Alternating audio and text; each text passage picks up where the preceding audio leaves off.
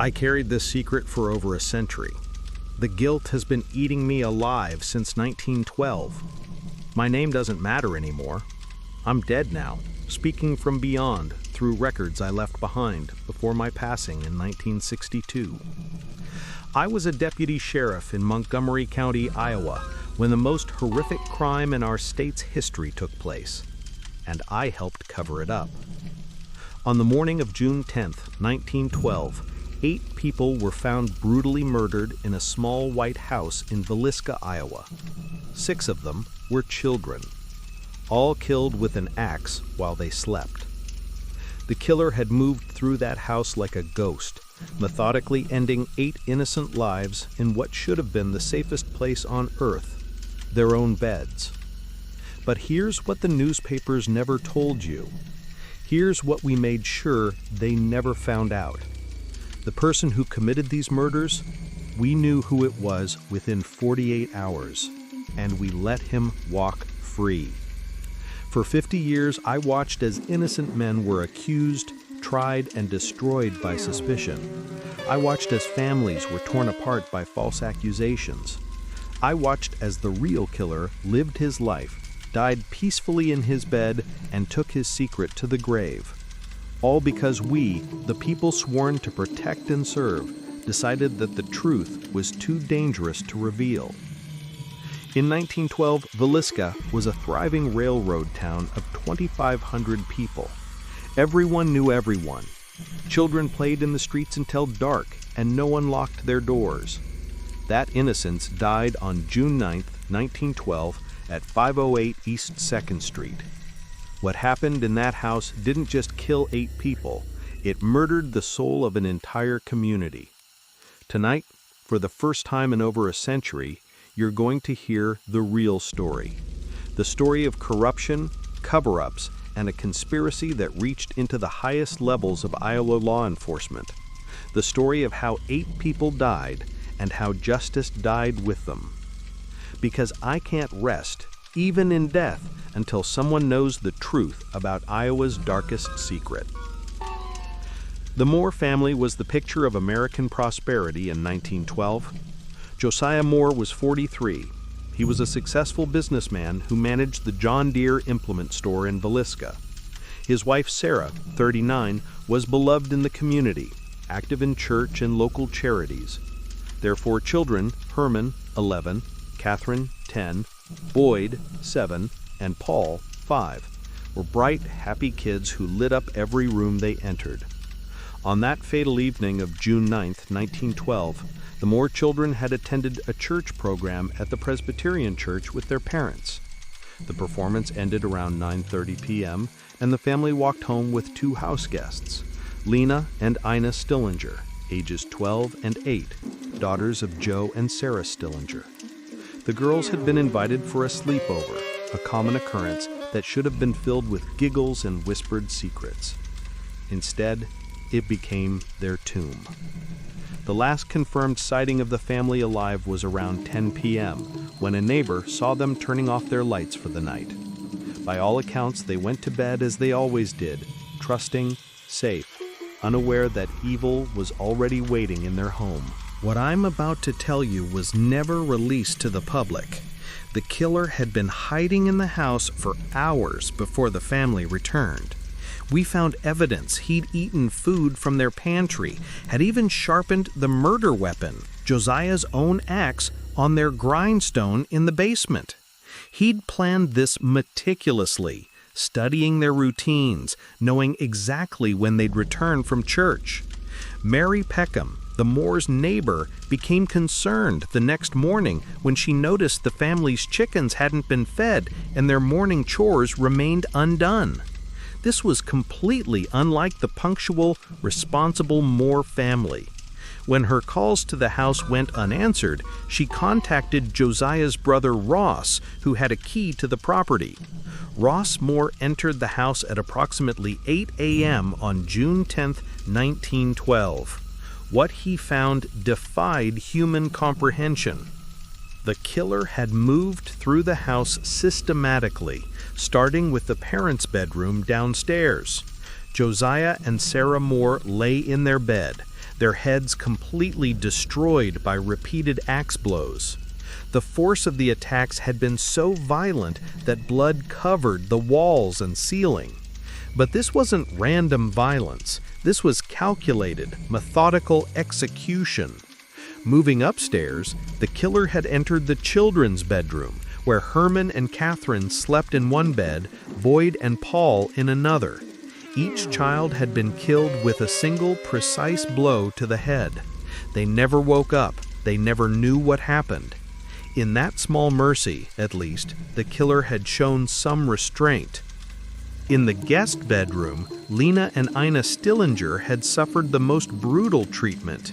Lena, the older girl, showed signs that she may have awakened during the attack. Her nightgown had been torn, and there were defensive wounds on her arms. The killer had shown her no mercy.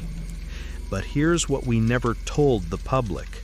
Details that would have caused absolute panic if revealed. Every mirror in the house had been covered with clothing. The killer had draped shirts, dresses, and towels over every reflective surface. This wasn't random. This was ritualistic behavior that suggested we were dealing with someone far more disturbed than a simple burglar or drifter. More chilling still, we found evidence that the killer had remained in the house for hours after the murders. He'd washed his hands in a basin, had cleaned the axe handle, and had even laid it carefully next to the guest bedroom door. Food had been consumed from the kitchen. The killer had literally made himself at home after exterminating an entire family.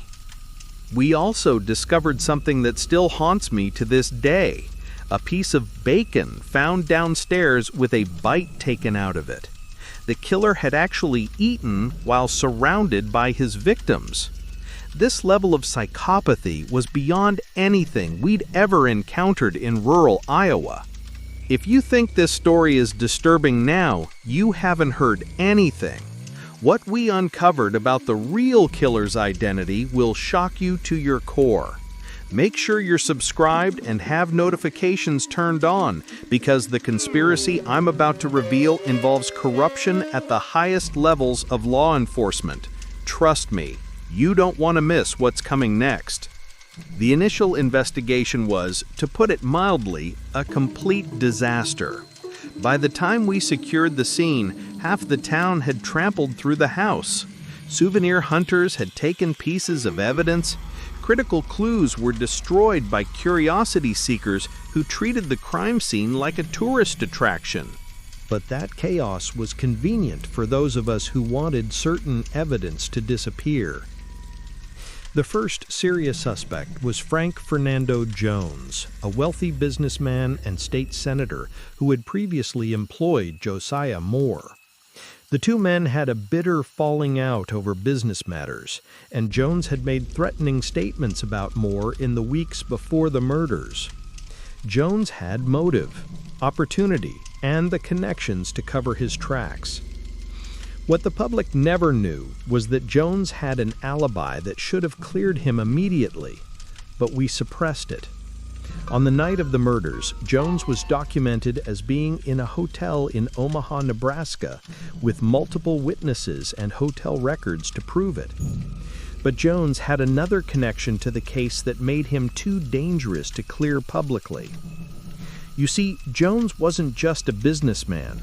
He was deeply involved in what we politely called railroad politics. In reality, this meant kickbacks, bribery, and the kind of corruption that could bring down half the state government if exposed. Jones had been paying off officials throughout Iowa for years, including several members of our own department. When the murders happened, Jones' first call wasn't to express sympathy or offer assistance. His first call was to ensure that any investigation into his affairs would be limited. He had too much dirt on too many people, and we all knew it. But Jones made a critical error.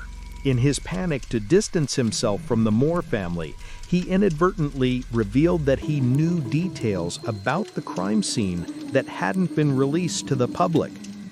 During questioning, He mentioned specific details about how the bodies were positioned and how the murder weapon was placed. Information that only the killer or someone who had seen the scene firsthand could have known. That's when we realized Jones might not have wielded the axe himself, but he knew who did. The investigation then focused on William "Blackie" Mansfield, a cocaine-addicted drifter with a history of burglary. Mansfield had been in the area around the murders and had a violent criminal record. More importantly, he had connections to Frank Jones through the underground railroad culture of tramps and hobos who moved through Iowa's rail network. Here's what we discovered but never pursued. Mansfield had been seen talking to Jones's hired man, Joe Ricks, on multiple occasions in the weeks before the murders. Ricks, we learned, had been feeding information about the Moore family's routines to someone, their church schedule, when they went to bed, when they typically left the house. The pieces started coming together in a way that terrified everyone involved in the investigation. Jones had the motive and the money. Mansfield had the capability and the desperation. Ricks had the inside information. It was a conspiracy that reached from the bottom of society to its very top. But then the pressure started coming down from above. State officials arrived in Villisca within days of the discovery. They weren't there to help solve the case. They were there to control it. Meetings were held behind closed doors. Evidence began disappearing from our storage room. Witnesses suddenly became unavailable for questioning. The message was clear. This investigation would go only so far and no further. Meanwhile, the media was having a field day. The Villisca Axe Murders became a national sensation, with newspapers across the country sending reporters to cover what they called Iowa's crime of the century. The attention was unwelcome. It made it harder to control the narrative. That's when they brought in a scapegoat. Reverend Lynn George Jacqueline Kelly was a traveling preacher who had been in Villisca on the night of the murders. Kelly was an easy target. He was an outsider, had no local connections, and exhibited strange behavior that made him seem suspicious to a traumatized community looking for answers. Kelly had attended the same church program as the Moore family on the night of June 9th.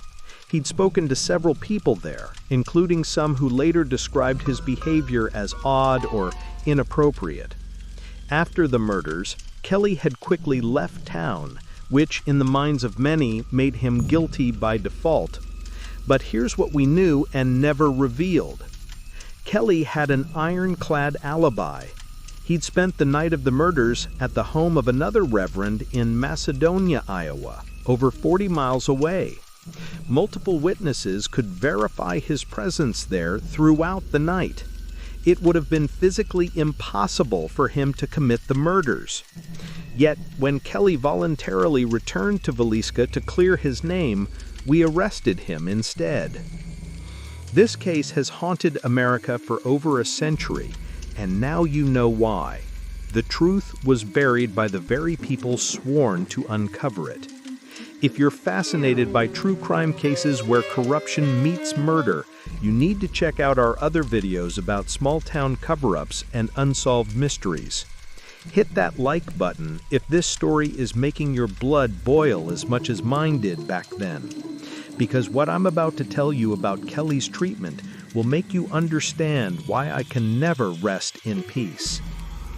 Kelly's first trial was a travesty of justice that haunts me more than the murders themselves. We had no physical evidence connecting him to the crime. We had witnesses placing him 40 miles away. We had no motive, no opportunity, and no logical reason why a traveling preacher would massacre an entire family. But we had public pressure and political pressure, and in 1912, that was enough. The prosecution's case was built entirely on circumstantial evidence and the community's need for closure. They painted Kelly as a religious fanatic who had been driven to murder by sexual repression and mental illness. They highlighted his odd behavior and his quick departure from town as evidence of guilt. What they didn't mention was that Kelly's odd behavior consisted mainly of being an educated, well-spoken man in a town still reeling from trauma. His quick departure was part of his normal traveling schedule as an itinerant preacher, and his supposed sexual repression was based entirely on the prejudices of the time against unmarried men of faith. The jury deadlocked.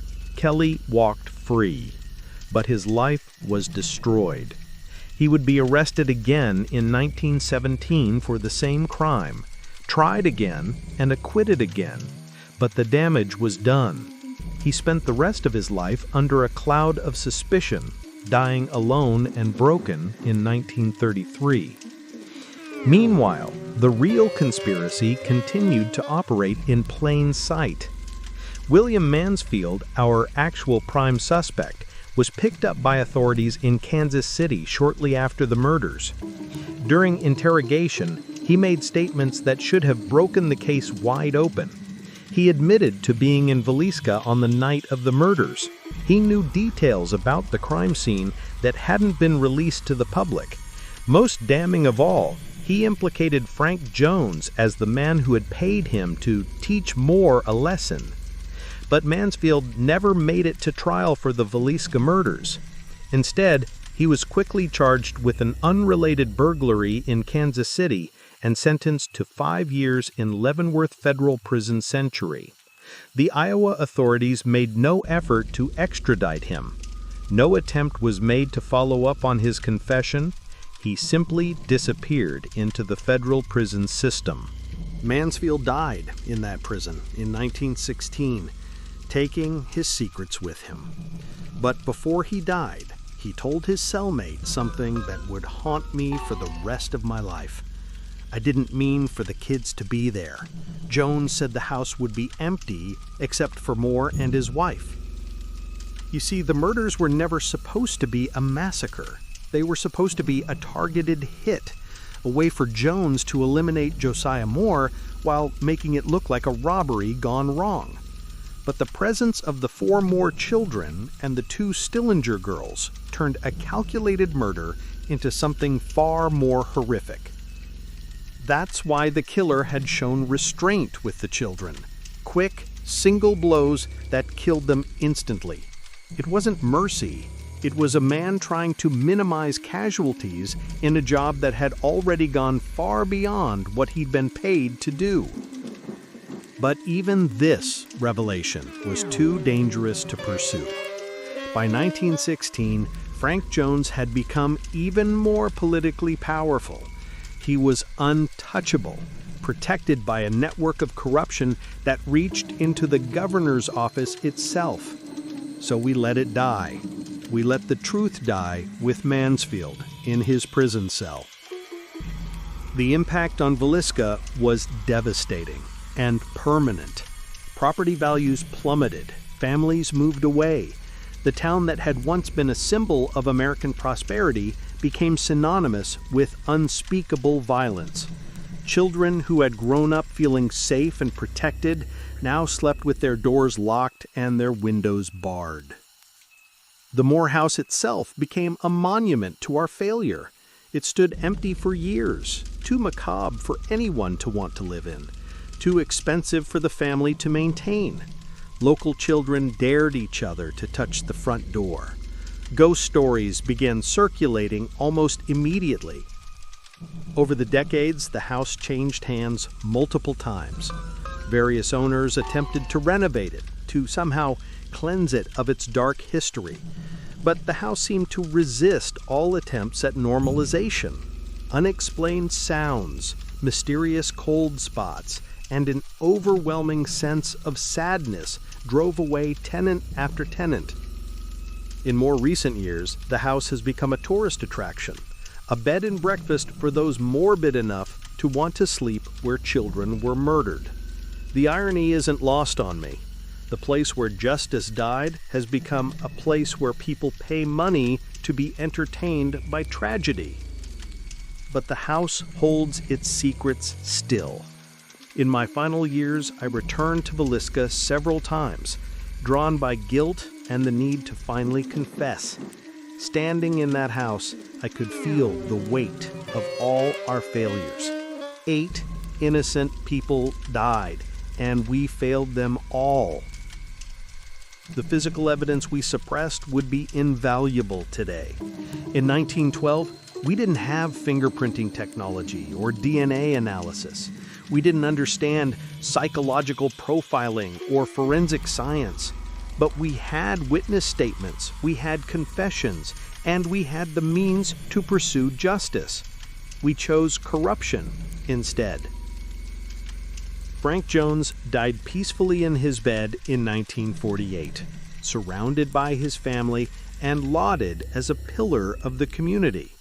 He took his secrets to the grave, protected by the same corruption that had shielded him for over 30 decades. His obituary described him as a successful businessman and devoted family man. It made no mention of 8 people who died because of his greed and vindictiveness. Joe Ricks, the hired man who had provided inside information about the Moore family, simply disappeared. One day he was in Villisca, the next he was gone. Some say Ricks paid him to leave town and never return. Others whisper that Ricks met a more permanent end, that Jones couldn't risk leaving any loose ends. Here's what I want to know from you, and I want you to really think about this. If you lived in a small town where everyone knew that justice had been corrupted, that the real killers had walked free, what would you do? Would you have the courage to speak up, knowing it could destroy your career, your family, your entire life? Leave your thoughts in the comments below. And if you know anything about similar cases where corruption prevented justice, share those stories too. The truth has a way of surfacing, even a century later. Make sure you share this video, because sometimes the only justice the dead can get is the truth finally being told. The investigation officially remained open for decades, but it was a farce. New detectives would occasionally review the files, but they were always steered away from certain evidence, certain names, certain conclusions. The conspiracy had become self-perpetuating. Each new generation of corrupt officials had a vested interest in protecting the secrets of their predecessors. In 1916, as I lay dying from cancer, I finally understood the full scope of what we had done. We hadn't just failed to solve a crime, we had become criminals ourselves. We had taken money from Frank Jones. We had suppressed evidence. We had allowed innocent men to be destroyed by false accusations while protecting the guilty. I tried to make amends in my final days. I wrote detailed confessions, naming names and describing the evidence we had hidden. I documented the bribes, the threats, the meetings where we decided that politics mattered more than justice. I even drew maps showing where some of the suppressed evidence had been buried. But even in death, the conspiracy protected itself. My confessions were dismissed as the ravings of a dying man consumed by guilt. The evidence I described was never searched for. The names I named were never investigated. The truth, it seemed, was simply too dangerous to reveal, even 50 years after the fact. Today, more than a century later, the Villisca Axe Murders remain officially unsolved. Tours are given through the murder house. Books are written proposing various theories. Amateur detectives continue to investigate, unaware that the real evidence was destroyed decades ago. But now, through means I cannot fully explain, you know the truth. Frank Jones ordered the murders. William Mansfield carried them out. Joe Ricks provided the inside information. And we, the Montgomery County Sheriff's Department, covered it all up for money and political protection. 8 people died on June 10, 1912. 6 of them were children who had their whole lives ahead of them. They died not because of random violence or criminal insanity, but because of human greed and the corruption that protected it. The Villisca Axe Murders weren't just a crime. They were a betrayal of everything law enforcement is supposed to represent. They showed how easily justice can be bought, how quickly truth can be buried, and how long corruption can survive if enough powerful people benefit from it. Today, Villisca has a population of less than 1,200 people. The railroad that brought prosperity to the town is long gone. The businesses that Frank Jones built his empire on have crumbled into dust. But the house at 508 East 2nd Street still stands, a permanent reminder of that terrible night in 1912. Modern investigators continue to examine the case using advanced forensic techniques. DNA analysis, psychological profiling, and digital reconstruction have all been applied to the evidence that still exists. But they're working with fragments, pieces of a puzzle deliberately broken by those who should have been putting it together. The true tragedy of the Villisca Axe Murders isn't just that 8 innocent people died. It's that they died in vain, their murders used as a political tool, and their justice sacrificed for financial gain. The Moore family and the Stillinger girls deserved better. They deserved a justice system that would fight for them even when it was inconvenient, even when it was politically dangerous, even when powerful people wanted the truth to stay buried. They didn't get that justice in 1912. They didn't get it in 1962 when I tried to confess. They haven't gotten it in the century since. But maybe, just maybe, they're getting it now. Maybe the truth I've finally been able to tell will honor their memory in a way that their lives were never able to be honored. Maybe their story will prevent other families from suffering the same fate. Maybe their deaths will finally mean something. In Villisca, Iowa, on June 10, 1912, 8 people were murdered with an axe. The killer was William Mansfield, hired by Frank Jones, assisted by Joe Ricks, and protected by corrupt law enforcement. That's the truth. That's Iowa's darkest secret. And now, finally, it's no longer a secret at all. This confession was found among the papers of Deputy Sheriff, name withheld, following his death in 1962. The authenticity of these claims has never been verified, and all individuals named in this account are deceased. The Villisca Axe Murders remain officially unsolved.